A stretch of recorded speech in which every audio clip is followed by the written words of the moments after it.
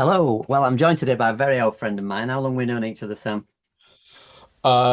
Since the 90s, A long and that's time. definitely a different millennia. So, Yeah, absolutely. So for people who don't know you are on this channel, Sam, if you could just introduce yourself a bit and say what you play. yeah, I'm a jazz guitar player. Sort of just about managed to do that for a living. Like so many of us, sort of working pro musicians, split my time between teaching. So I teach guitar a couple of days a week in a couple of places, and performing.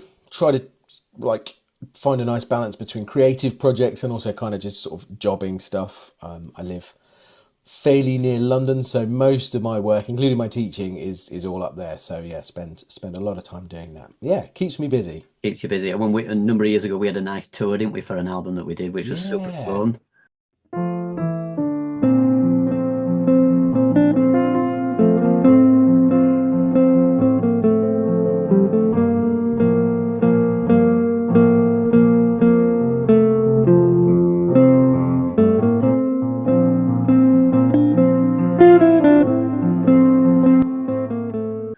Yeah, it was lovely, and we should get that going again as Yeah, we well. should do that Because again. I That's love the guitar piano duo thing. I think is one of the best sounds, and I thought we had a really it was really great. And then I yeah, stupidly yeah. moved away. And we got because when we first started, we were like, "Oh, what show?" Because it's quite an orchestration to two instruments like that Yeah, together, isn't it? yeah, It's a bit. it's lovely for me as a guitarist because someone else is playing the chords. So Yeah. it's sort of And I I love can that because you could do it like a this, yeah, whoa, it's great. yeah. Yeah, and of course, we could talk about Jim Hall and Bill Evans, and I think Yeah, a big one for us as well was that Bill Evans, Fred Hirsch and Bill Frisell yeah, duo album yeah, from the 90s, absolutely, which is yeah, gorgeous. Where they yeah, just kind of just play the tune, right? There's not yeah, huge yeah. extended improvs; they just sort of play the tunes. I think that was the thing we did was kind of improvising together. We weren't always like Mm, Wayne Shorter. This is your yeah, solo. This is mine. It was a bit more yeah, like chamber music, which I thought was really fun. yeah, So we yeah, definitely should do totally, that again. totally. Yeah, man. Well, Yeah, I occasionally get myself up north. It's a yeah, long way, it is a long way. So take us but back yeah, some, totally. Sam, to when you were younger. Is there any sort of Mm. when you were young, any or whatever it is, when there was like a light bulb moment of music you were listening Mm. to when you suddenly went, this is like were your parents playing things? What was going on in the house? Yeah, there was always music on, I would say. And then sort of when I wasn't an early starter. I started playing guitar probably when I was 12 or something like that, 12, 13. So, like, I mean, some of the Were you kids I playing teach were you playing now, a horn before that then as well? Were you playing saxophone or was that no, that came a little bit later. right? Okay. And yeah, that's now up in the attic as well, I'm Okay. afraid to say. So no, no. So I mean, some of the kids I teach now, of course, they start playing when they're like 4 or 5, Yeah. so, Right. Yeah. so yeah, I was definitely a late starter. And like a lot of teenagers, was sort of really into like rock and kind of that kind of stuff. And I got into Jimi Hendrix really early on. Right. And what I sort of realised with Hendrix in particular was there was not much point in me trying to like learn his solos note for note, but instead I like take that spirit of like, okay, we've done the song bit, now you just get to do your own solo, Mm. and that seemed like a lot more fun rather than just like I say copy the spirit of it rather than the actual notes. Yeah. Yeah. um, so I'm going to have some sort of jams with my friend Stuart, who plays bass, still plays. We're still good pals. And his dad Johnny's was a drummer, lovely fella. And then after that, after we sort of jam, God knows what it sounded like. We were going to have dinner, and he put a record on, and Johnny was a big jazz lover. So you're saying about a light bulb moment? I've got it right here.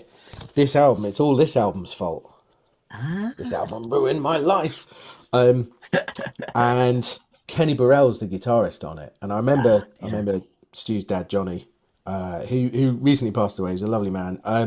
Put this on and was listening to it, just sort of there in the background, and it kind of all seemed like I couldn't latch onto it really.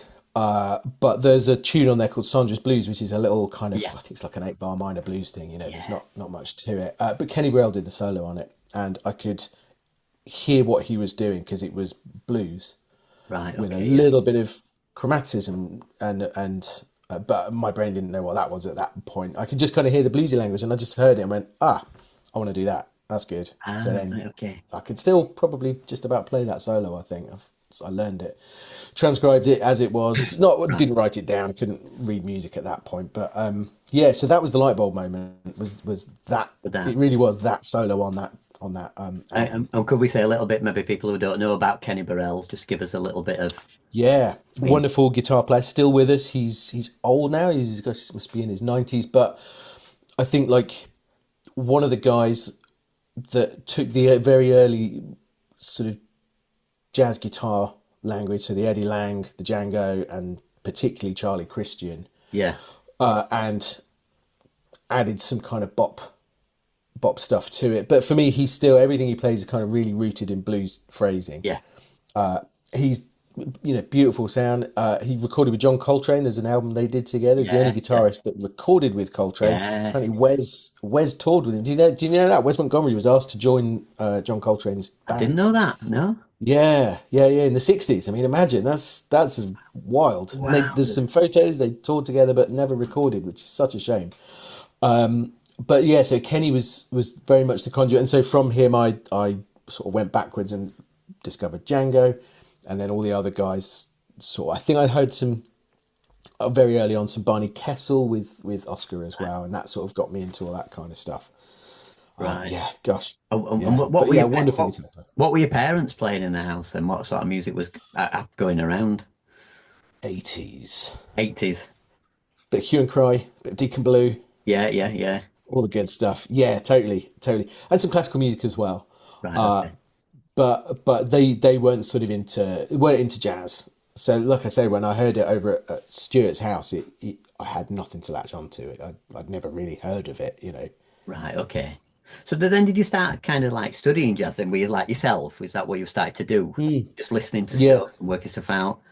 Yeah, exactly. I remember taking the train up to, I grew up in Kent, and take the train up to London and come back with a little stack of CDs, and just trying to figure it out, literally just, rewind, right, what was that? And spend ages working stuff out for myself. Right, okay. And then also trying to fill in the blanks and work out some theory as to why things were how they were.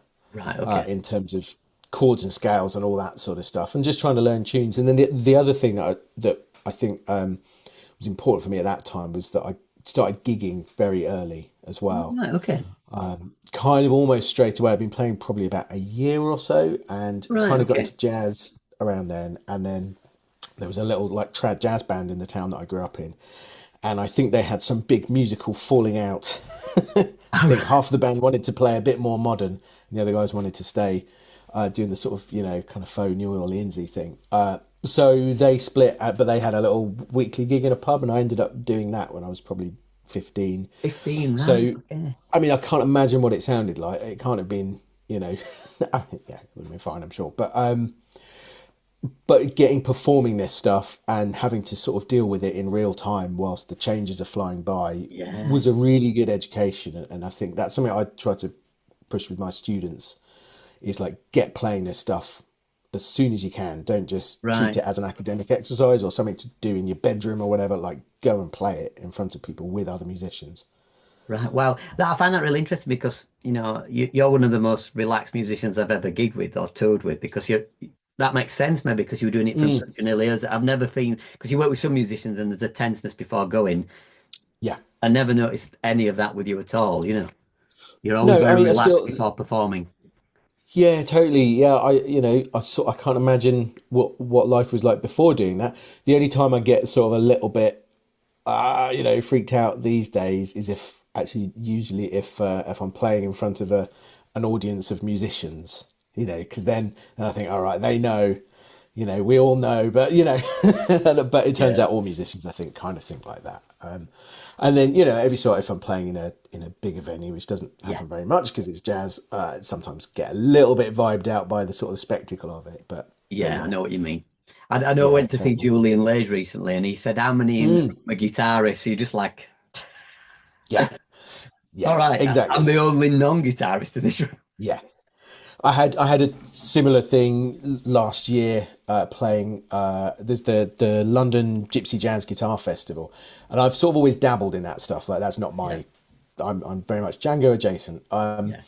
And we were opening for, gosh, I can't remember who it was. Paula Schaefer and Stockler Rosenberg. You know, Right. the Rosenbergs. Like we were Yeah. opening for them, and it was at LSO St Luke's, beautiful big venue, and of course everyone in the audience is a guitarist. Right. So similar sort of thing. I just, in fact, I saw a video of the performance recently where I kind of fluffed the first thing I play because I'd looked out at the audience. And then Right. for the rest of the gig, I'm like, heads down. Nope, I'm just playing here. And Yeah. Yeah. Forget them. So, at any point did you have guitar lessons in your teens then, or was it all kind of self-taught stuff? self-taught. Yeah, self-taught. There was a teacher, I think, but yeah, I don't think I went for any lessons. I'm pretty sure I just kind of tried to figure it out myself. Which is the best? Which Which is the best? Yeah. I think so. Yeah, I think so. It's one of the ironies of all of us who work in Yeah. education. Of course, you know, something we'll speak about is students. What there is definitely, I think, a thing is like, you know, some students have some sort of innate musical talent, probably just they're exposed to it very early on or whatever. But the ones who are going to really be able to do this are the ones that really get to work and start figuring stuff out for themselves. Yeah. And then as an educator, you can just be there to kind of steer them and just to show them music that Yeah. they might not have come across or Absolutely. different ways of thinking about things. But yeah, absolutely. I think there's, like for me, it's like you got to sort of teach yourself, but also be open to the idea that you might have got it wrong, or that maybe, you know, I've had one student in particular recently who kind of comes up with really eccentric ways of figuring stuff out, and it works for them. It's very guitar orientated, actually. Almost like Alan Holdsworth, you know, would have he had his whole system of Yeah. thinking Yeah. about it, which is fascinating. But that's fine for him. Yeah, it worked. I remember our old teacher, Bill Kinghorn, used to say, you know, he said to me in the piano lessons, 95% of the time is you, 5% of the time is me Yeah. here with you, you know. Yeah. And 100%, 100%.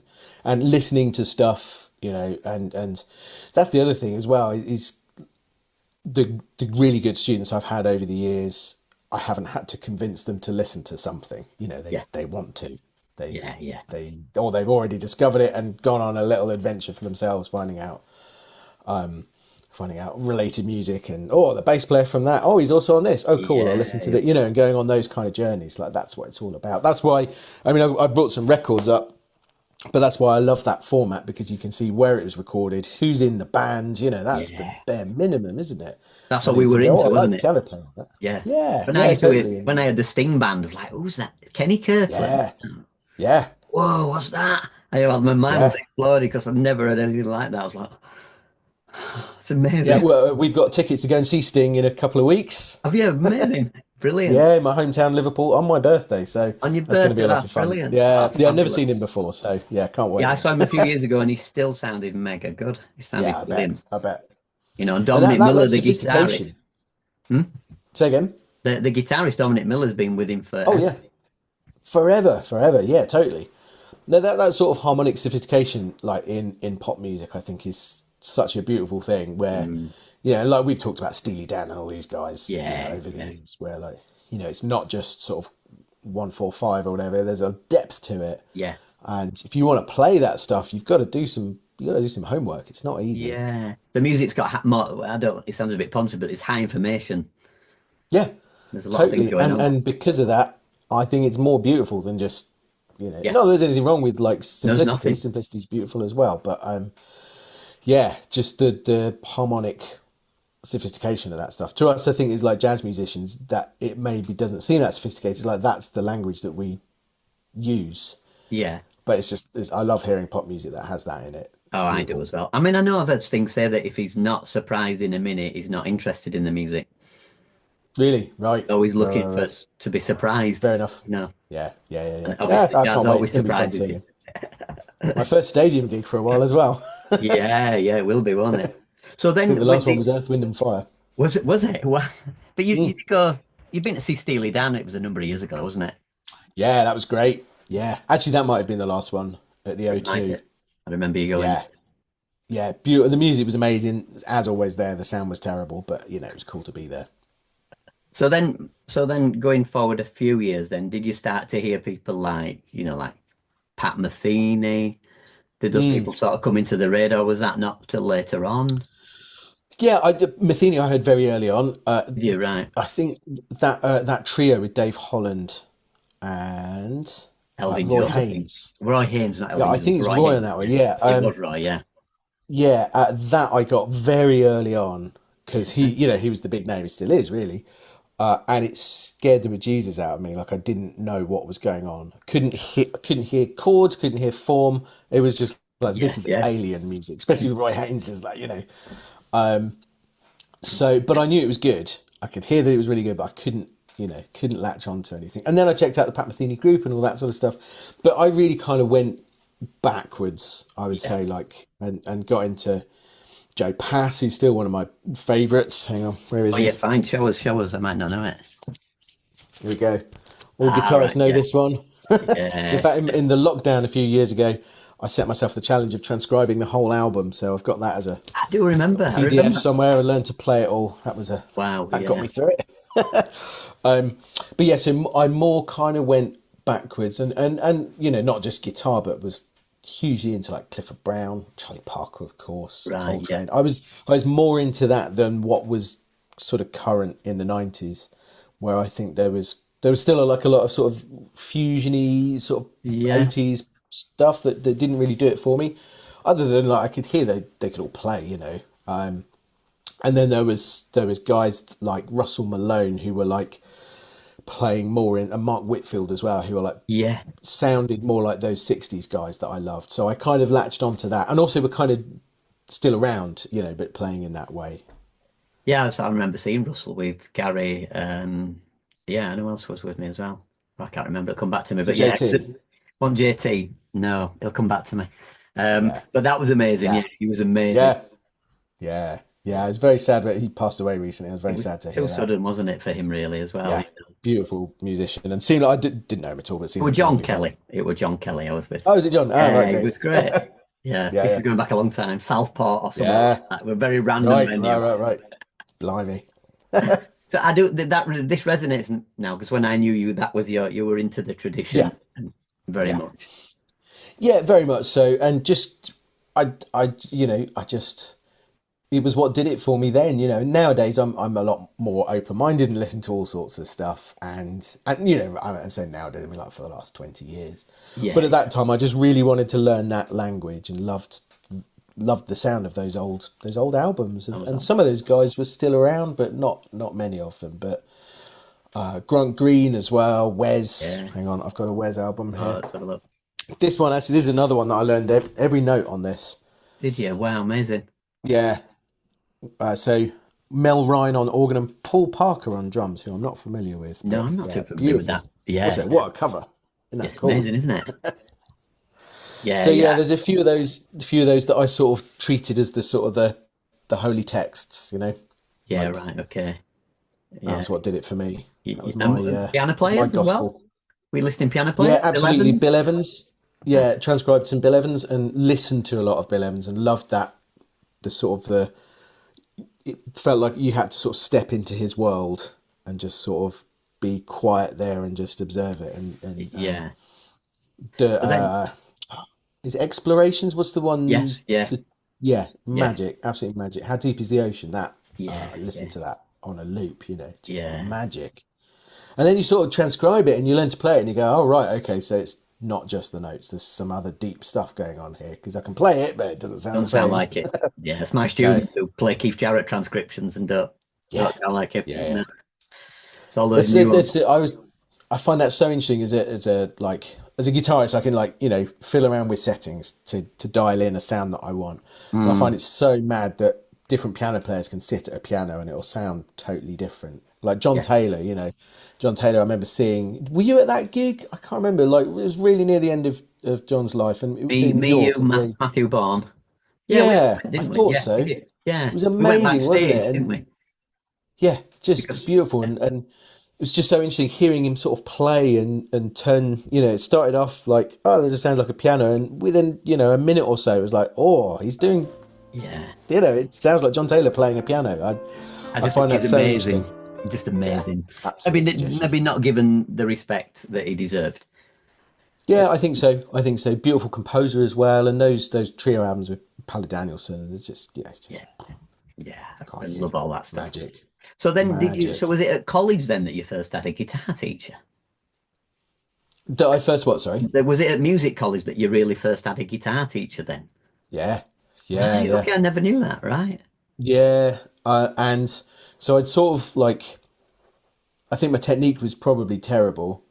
Yeah. But at jazz in sort of jazz education, the big thing like you're taught how to play jazz. Yeah. So Yeah. there's not, you don't get shown guitar stuff all that much, like technique on the instrument. So Yeah. I Right. had to figure out a lot of stuff. But and then probably I think quite a while after that, I spent sort of undoing things that bad habits that I got into and so on. But yeah, and also reading music. I didn't really read music until I went to Oh, to all Leeds right. College. I kind of had to spend quite a lot of time figuring that out. But Right. it's so important. I really try to get my students reading, not my sort of rock and pop students who just No. doing it for a laugh, but like I teach at the Purcell School, and that the kids there teach jazz guitar there. The kids there are very much going to go on and be professional musicians, Yeah. hopefully. Yeah. And so for them, they've all got to read. I don't know why you Yeah. wouldn't want to. So do you think you sort of caught up I remember hearing a story about Martin Taylor or something, and he got a gig on a cruise ship, didn't he, or something? And then he were on the Yeah, pit the first night, didn't he? And then the MD said, "You can't read, can you, lad?"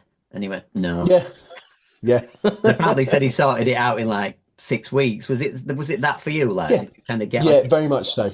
Yeah, those first ensembles at college where so it's like a bit of sheet music's put in front of you and you go, what is and like I knew it was coming, yeah, but but then the real that was a moment, but then it's the next minute where like everyone else can just play it, like the saxophone players are going, oh yeah, just trumpet players playing it, the drummers playing it, and I'm just sat there like and just about doing the chords.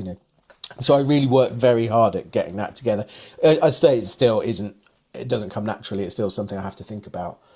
But I've done enough reading gigs these days where I'd like to think that I can get through it. And most of the time, like I've not really. I don't know. Maybe I don't move in those circles, but like I don't know of too many like out and out sight reading gigs these days. Like you'll be sent stuff as a PDF if it's got some yeah. tricky bits in it. You'll be That's it. You sent it can and have a you'll look at it. be able to look at it. Yeah, it's But I very, mean, very unusual. Al Wood wouldn't let you take the parts home. Well, he wouldn't let me take the parts home. Yeah, too right. So, so, Yeah, so I remember being there, and it's got five flats and it's a count basie thing, yeah, and you just count it off. yeah, And of course, I've got an eight yeah, bar intro, and there'd be nothing, just be yeah, silence. yeah. Exactly, exactly. And of course, those sorts of moments are like brutal, aren't they? But it's so Yeah, good for you. yeah, yeah, And I learned so much from Al and from all of those guys with just that level of like, just get on with it. yeah, You know, yeah, yeah. do the Got best better at job you it. can. Yeah, exactly, exactly. Yeah, it was Yeah, brilliant. I mean, I was Al, wonderful, wonderful musician, great saxophone player and multi instrumentalist. yeah, yeah. And I was lucky enough to do some little function gigs with him because I think like for those guys that were our teachers, then there weren't many. There wasn't really a guitarist. One of those guys was there. There was No, there wasn't bunch. amongst them, was There there? was like a saxophone player and a piano player and a trumpet. But there wasn't an equivalent guitarist. So myself and or Jamie Taylor would work with Al a lot. And I remember one gig in particular where Al called. We were with a bass player.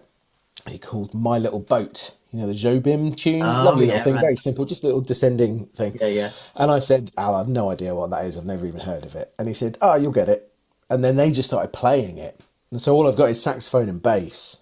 And I've got to kind of figure out the harmony, Stuff like that was so good for me. Firstly, it was, proper like, sink or swim in my little boat. But also, it was really nice to know that Al had faith that I could Yeah. hear it. And I think I probably did. Again, can't imagine what it would sound like now. No, But those sorts of moments of like yeah, sink or swim, I think, is really important for musicians to go through when you're younger. Can be quite devastating. I think some people kind of struggle with it, but I think it's kind of important because yeah. you have to be able to rise to the occasion. Absolutely. It brings a memory of me walking past the recital room and Al going, "Hey, Wilkie, come in here. There's this Alan Barnes thing." And I walked in and he went, "You play Mm, piano." Because he was doing a great. workshop and I was like really nervous, like, Yeah. Yeah, Oh shit. God. yeah. Anyway, I think I Well, got away because with it, but I suddenly wouldn't that. want to hear it now. No, sure, but there's that thing, isn't there, of like, oh, all that stuff I've listened to, all those CDs behind you. These guys can just do that, Yeah. And you want to and do they it, don't sound you? like themselves. They're not even Yeah. copying someone; they just sound like them. And there's just something about being thrown in at that in at the deep end, I think, and with people that can do it, Do it. I think just and to give a bit having of to make context, your because sound people gel. probably don't know, but Al Wood was this amazing multi-instrumentalist who taught at the Yeah, music college. But he would also like yeah, he would sit in many of the American big bands, wouldn't he, when they came over? yeah. He would Yeah, take I their mean, I'm chair focusing on all these on different guys. instruments, wouldn't he? Yeah, yeah. It's wild. It's insane. I once remember going around the Amazing. band and he played nearly every instrument, and then he said to the bass player, Yeah. "Give me that plank of wood," and then he just walked, Yep. and it sounded I, killer. I towards the end of my time at Leeds College of Music, playing in his big band, I remember him coming over whilst I was playing, and he said, he sort of said in my ear, "I'm retiring in a few years, and in 6 months," and he said, "I'm retiring in a few years. I'm going to get one of those," pointing at my guitar, and in 6 months I'll be better than you. I don't know if he has though. I think he plays vibraphone as well. I'm Yeah. sure I heard that. But like I It's said to you, just yeah, with that intro, he would just push me off the piano and play it, and then you'd be yeah, humiliated, and yeah, then I'd be like, yeah, all right, now let me have a go, yeah.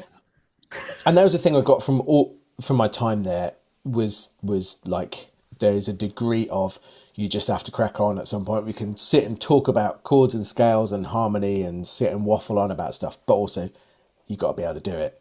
Yeah, yeah, And I think that is again talking about sort of education and so on. Like that's a huge part of it, isn't it? It's just right, go. yeah, yeah, So I'll do that with my students. I'll say, right, let's play such and such a tune. Give me an 8 bar intro. yeah, That kind of thing. Just go, yeah, sink yeah. or swim, do it now. You're gonna get that on a And jazz it's gig all the time, aren't you? Just give yeah, it a exactly. go. Yeah, Yeah, yeah. And if you're lucky, you might get paid 50 quid. Whoa, if it's a really good gig. mm, And so, were you quite. listening to classical music as well a little bit? Because I know we've had like conversations maybe 5, 10 years ago where you really got into like some of the classical guitar repertoire. You were trying to play some of that stuff as well. Yeah, not anymore. No, but It's you really had a hard. period. You're like, oh, I'm kind of, I did absolutely. Yeah, that was also very much like a lockdown thing, just trying to do something different. Because obviously, just because we were all on our own yeah, for yeah, such a time, certainly musically. Yeah, not enough actually. Every time I do dive into that world, I just love it, and I again not necessarily so much the classical guitar world, but I've been recently listening to the Beethoven late string quartets, and it's just this is just the best music I've ever heard. This is amazing, over here, yeah. Yeah, go on. Yeah, Yeah, I've got exactly, them. exactly. Yeah, these are just yeah. Yeah, these are the Have you got it? Yeah, yeah, there we go. yeah, Oh, look at that. yeah, Yeah, yeah. yeah, it's magic. So I dabble with my listening. I've never been a like right. I'm going to listen to the complete Mahler or whatever. I just sort of go in, find something I like, listening to it a bit obsessively for a little while, and then move on. Yeah, but they're amazing. Like the grosser few that I mean, I had a friend who loved contemporary classical music, but that piece would bring us Mm. together in the middle. He was like, Yeah, that sounds like yeah, it yeah, was written yesterday, yeah. you know? Exactly, exactly. It really does. But it also sounds like it's of its time, and Yeah. also of 100 or 200 years before. It really is those things of what I've heard and know of that world, which isn't very much, but it really feels like the center, and you can go either way. Yeah, yeah. Astonishing stuff. And was there any sort of when you were younger or even any time when certain gigs that you went to that just like blew you away, Ooh, when you were younger or older, when you yeah. went to, obviously when we were in studying together, we probably went to certain gigs. There was quite a lot of things going on there, wasn't there? There was a lot. Yeah, a lot of those musicians used to go via Leeds, didn't they? Yeah. Back then, Go play at the or Irish pop down to Centre. London. Yeah, yeah, yeah. Amazing. I remember seeing. Were you at that one? Well, it was Don Elias's gig, but the Brecker brothers were on it. Yes. Yeah. It was amazing. Like, oh, look, there's Michael Brecker. Just Yes. ah, Yeah. absolutely incredible.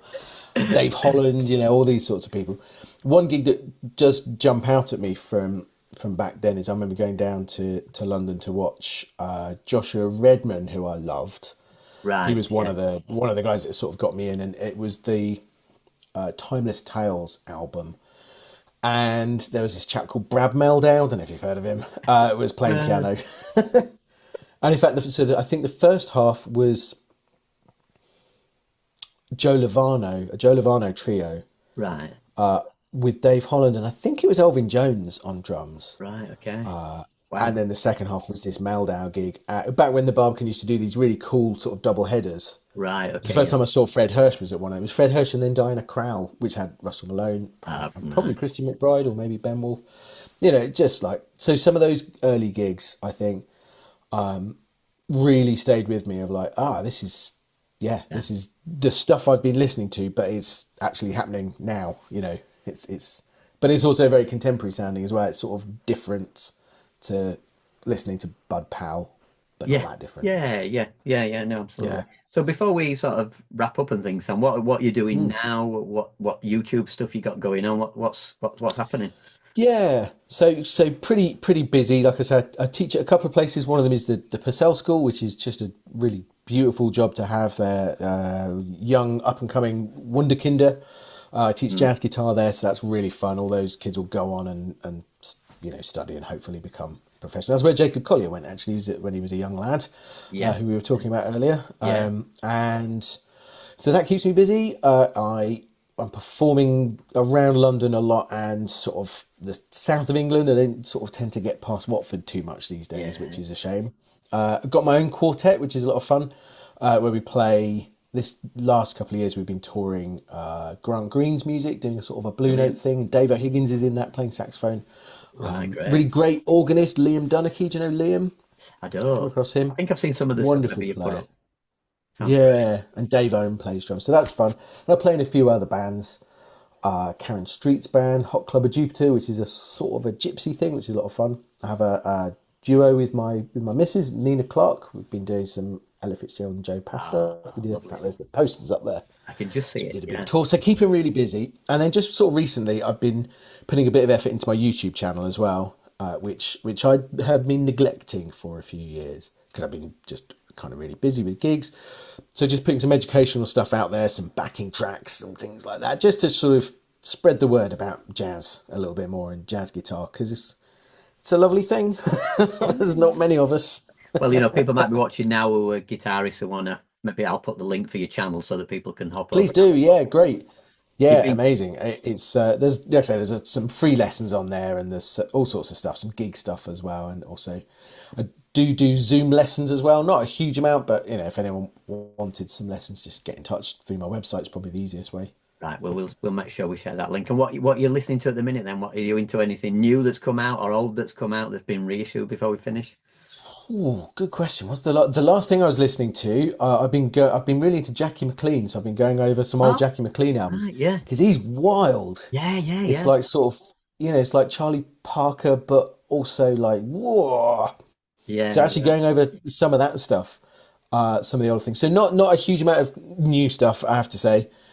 More just kind of taking a more of a deep dive into some of the, because we hear all the kind of the Parker and the, you listen to sort of the really famous stuff a lot, and of course all of these guys had long careers. So taking more of a deep dive into some of uh, the the greats of the music. Bud Powell as well. Always checking out Bud Powell. It's just astonishing. Yeah. And you hear so much Bud in Jarrett's playing sometimes, like when I'm listening back Yeah. to Bud, you're like, Yeah. Or I think there's a reason so many great musicians cite him as an influence. Like Rosenwinkel, right? Kurt Rosenwinkel talks right. about Bud Powell a lot. He's just so free. Yeah. Like it's like Parker, isn't it? You can start a phrase anywhere in the bar, go over the bar line. It's just, Yeah. chops, but also like really creative and great tunes as well. Great composer. Yeah. In What Bud's a favourite of mine. I love it. Not in What. Yeah, great. Bud's Bounce, is it? Oh, I forget the name of it. Bouncing with Bud. Bouncing with Bud. What a tune that is. Actually, that was an album that I heard really early on. Was that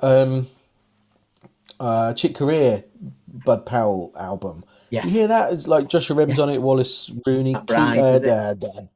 Matt Bride. Pardon? Is Matt Bride bass player? I Yeah, I think forget. so. Yeah. Yeah, it's like it's a super group. Yeah. Kenny Garrett, it's amazing because they're playing that stuff, but it's those guys playing that stuff, so it sounds different. I have to dig that one out. Yeah. It's Yeah. been a long time. And me too. Well, thanks for joining us, Sam. That's been Yeah, brilliant. We could have talked mate, for absolute an hour. pleasure. Yeah, let's do some more. We'll talk about some different stuff in the future. Yeah, Yeah, totally, it'd be totally. nice to And talk about. it'd be nice to see you again as well. It's been a really long time. Absolutely. I will Yeah. be coming up to the Yeah, north at come some on. point. Definitely. Well, thanks for joining, Sam. I'll see you later. Yeah, man. Bye-bye, Lovely. man. See Absolute you pleasure. later. See you, mate.